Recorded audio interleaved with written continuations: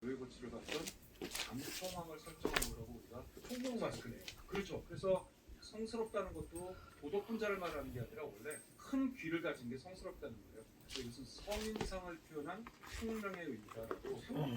유비언덕을 항상 표현하는 게 그런 의미네요. 그런 의미다. 그런 거예요. 근데 저는 2.8V 이쪽 고쪽 문명을 보면서 2.8V 이게 사실 엄청난 문명이거든요. 무각적으로 확인되는 유물들을 보면. 그런데 이 촉 지방은 이 진나라가 촉 지방을 정복하기 전까지는 중국 역사에서 확인되지 않고 잘. 근데 이제 그때 진나라가 정복하고 나서도 이 촉 지방은 언제나 뭔가 변방인 것처럼 보통 이제 묘사가 되잖아요. 왜 근데 유비가 촉에 한왕의 동해졌을 때 촉으로 들어가서 되게 절망하는 그런 장면들이 나오고. 그렇죠. 근데 뭐 제갈량이 신도시로 만들었죠. 그렇다면은 이 삼성태 같은 유적들을 남긴 그 촉 문명이 그 이후에 무엇인가 이어지지 않았나. 바로 그 점이에요. 그래서 그렇게 찬란했던 문명인데 왜 유산이 전승이 안 되고, 이거는 장강 중류의 초나라 문화과하고 다르고 5월 문화도 다른 상류의 독자적인 문명이에요. 이제 아까 삼성태 문명의 경우는 이제 그 유물의 형태라든가 황하유역의 청동기나 이런 유물들에는 어떤 자신들이 있는 신상 같은 거를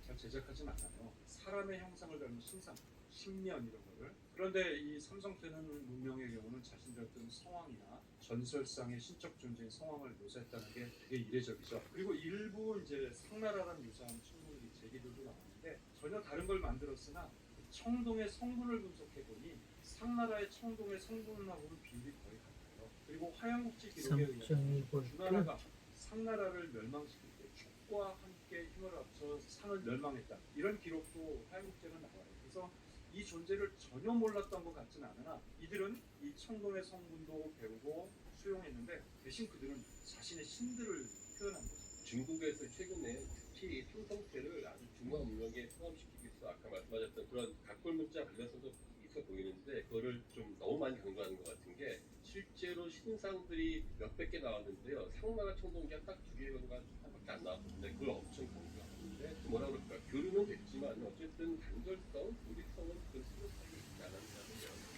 실제로 그 촉 지역이 공간적으로도 분지 지역이다 보니까 외부 지역과 교류하기 좀 어려운. 굉장히 어려워요. 네. 근데 우선 지정학적으로 격절되어 있는 게 있고, 이 삼성태 유적의 구덩이의 그 유물들이 대부분 파괴되거나 불에 탄 흔적들이에요.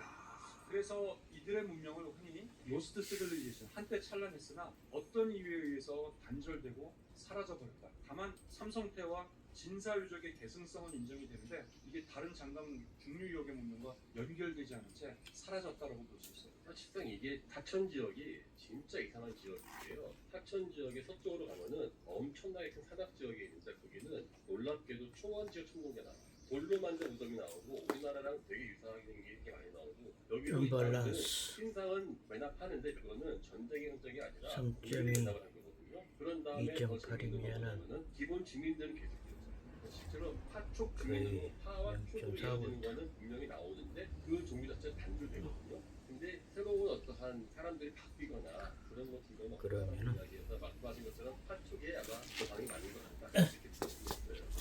저희 시장 가잖아요. 예. 시장 가면 이거 있는 거 아니에요? 성도 여기는 성도. 촉지방이라고 하죠. 촉은 달라요. 촉이랑 서안은 비행기를 우리가 가는 거는 함양, 서안, 진시황릉. 우리는 이제 관중 지방에 가고 그 관중 지방 아래에 엄청난 진령산맥이 있고 또 한 번 한중 땅이 있고 그 아래에 사천산이 있고, 만약에 어쩔 수 없이 평생 중국을 한 번만 간다면 저는 사천이나 운남을 추천하고 싶어요. 했습니다. 사천에 제갈량의 출사표도 있고. 예, 한국계 흔적도 많이 안 돼. 그러니까요. 여러분들이 저희가 시장 갔을 때 많이 봐줘야 돼요. 왜냐면 역사를 보다 해서 우리 교수님들과 함께 어디를 가면 이렇게 많은 분들이 관심을 가져주는구나. 그러면 그 국가나 그 지역이나 어디선가 당연히 저 사람들 한번 초대하고 싶다 이런 생각을 가질 수 있는 거 아닐까요? 그럼 언젠가는 이집트도 갈 수 있지 않나요? 그러니까요. 이제 아까 질문에 말하면 그런 점에서도 문자가 없는 거를 다시 또 고민을 저희가 많이 해보죠. 그러니까 문자가 문명의 어떤 절대적 기준은 물론 아니고 있고 없고가 과연 선사와 역사의 중요한 분기점이라는 얘기를 해도, 근데 또 우리가 왜 이런 총문명이 갑자기 또 사라졌는가 연결되지 않은 것 같아 문자가를 쓰지 않은 점을 또 우리가 자꾸 고민해 보는 거죠. 문자가 없는 문명이 사라질 가능성이 높아진다 약간 이런 얘기가요. 그런 인과성은 그거는 아닌데 아니고, 그러니까 우리가 이제 문자라는 게 문명의 어떤 아주 필수 불가결 요소는 아니거든요. 문자 없는 문명 엄청나게 많이 있고, 그렇죠. 그런데 뭐 나스카 지상으로 알려진 나스카 문화 문자가 없고, 이 잉카도 사실은 결속 문자가 있긴 하지만 사실 구체적인 기록이 남겨져 있지는 않고, 우리가 또 자주 얘기했을 인더스 문명도 간단한 문자, 해석되지 않은 뭔가 기호책은 있지만 자세한 기록은 남겨져 있지 않고, 이런 것들을 놓고 봤을 때 문자가 없이도 충분히 문명이 형성할 수 있다라고 생각할 수 있는데, 그렇다면은 도대체 문자가 갖고 있는 장점이 뭐냐를 생각해봐야 될 것 같아요. 문자가 필요하지 않았기 때문에 문자가 탄생하지 않았을 수 있거든요.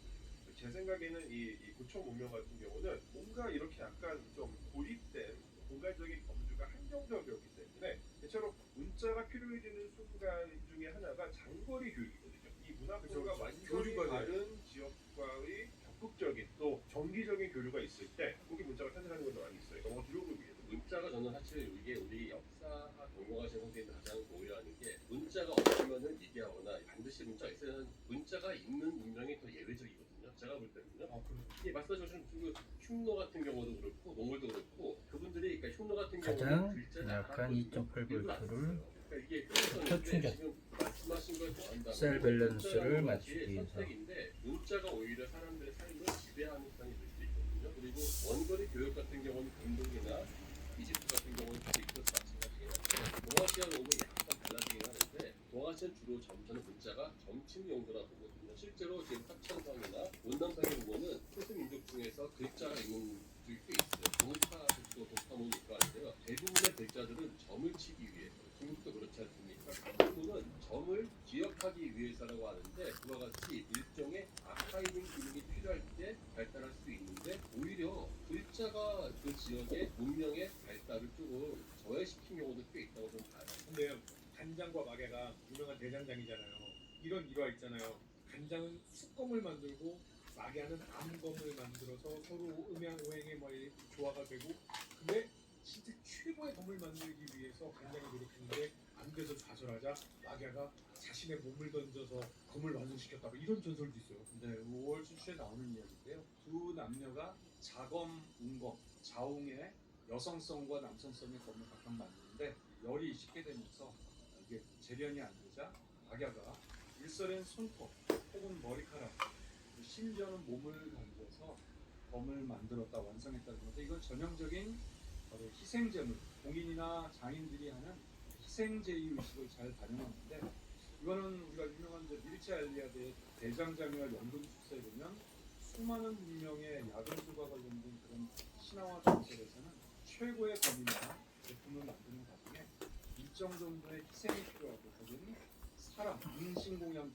필요하고, 그로 인해 최고의 검이 나타났다는 전형적 패턴이라고 볼 수 있는 거죠. 사실 그 간장과 마개가 구구한다는 거는요. 5월검 같은 경우 보면은 뭐 실제로 일정으로 증명되는 게요.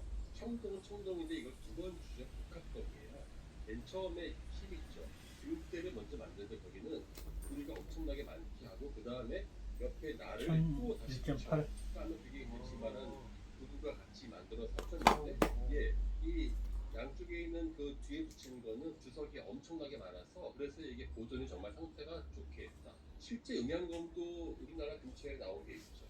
그거는 이제 원한복 청검을 구조로 만들었다는 거고, 각각 남성의 검과 여성의 검을 만들었고, 그런데 이제 간장이 드디어 자기 검을 만들어서 오왕하는 역을 갖추면서 부인에게 내가 돌아오지 못하거든 그대의 검은 결코 내주지 말라고. 왜냐면 함녀에게 칼을 바쳤더니 함녀가 너무 만족했으나 저자가 이런 검을 다른 사람을 위해서도 만들어주면 어떡할까, 그래서 결국 간장을 죽였다는 거예요. 그 이야기를 전해들은 마갸는 그 여성검을 끝내 공개하지 않고 숨기게 되고, 나중에 아들이 그걸 복수하게 됐다라는 이 이야기. 이거는 전형적인 이제 복수의 이야기이기도 하고, 이 스토리텔링이 나중에 수많은 무협지에도 모티브가 됩니다. 이거 애니메이션 중에도 이거 있어요. 대장장이와 무사 친구가 같이 죽은 밑에 들어갔는데 너무 완벽한 검을 만들어주니까 네 친구 내일 가서 죽여라고. 왜 그러시냐고 하니까 이런 걸 또 누구한테 만들어주고 그래서 안 되겠다. 이게 간장과 마개의 이야기예요. 예, 전해주고 있어요. 유비가 썼던 자웅이 빼검이 그러면 간장과 마개가 만든 검입니까? 그건 쌍검이라고 볼 수 있고, 그 쌍검. 예, 쌍검으로 삼국지의 경우에서는 주요 5V 인물들이 사용하는 0.5 우리가 암페어. 주위에서 알고 있는 가장 5 암페어로 일반 일단 청동 충전. 거의 거기에 담고 있다고 볼 수 있는 거죠. 그래서 관은장이 쓰는 것은 청룡 언어를 보고, 보라는 건 날이 하늘 쪽에 있는 거죠. 그리고 유비가 쓰는 거는 쌍고, 검이고 양쪽에 날이 있는 거죠. 그리고 장비는 장칼 3호 창인데 앞쪽에 이렇게 뾰족하게 나와서 찌르는 전류를 너무 세게 하면 충전이 안 됩니다. 모순이라고 할때 처음에는 약한 전류부터 그리고 서서히 여포가 쓰는 것은 돌려서 오와 검이 결합되어 있는 중화기 충전이 극이라는 거죠. 광천 화극은 오와 검이 결합되어 있는 가공왕만한 거죠. 이런 극들은 주로 춘추전국 시대에 많이 만들어졌는데 가장 기원이 오래된 것은 한쪽 나비는 보고 일단 충전하는 걸 보도록 하겠습니다. 검이라는 것은 이제 장수들의